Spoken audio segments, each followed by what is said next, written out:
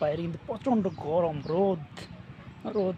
এটা আমাদের আঙিনে একটা আম গাছ, আমি বেশ করে পেয়ারা গাছ লাগিয়েছি। সুন্দর দৃশ্যটা, এটা পেয়ারা গাছ।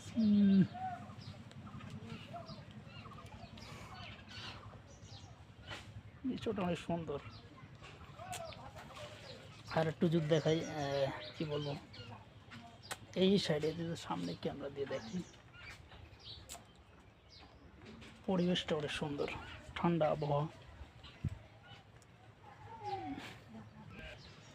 মিশে যেতে চাই গ্রাম্য পরিবেশে, মিশে যেতে চাই প্রকৃতির সাথে, যেখানে থাকবে আলো, বাতাস এবং পাখির কিচিরমিচির শব্দ, যেটা দিয়ে আমার ঘুম ভাঙবে। সুন্দর পরিবেশ, যেটা ভাষায় প্রকাশ করার মতো না। এখন বাইরে প্রচণ্ড গরম, কিন্তু অনেক ভালো লাগতেছে।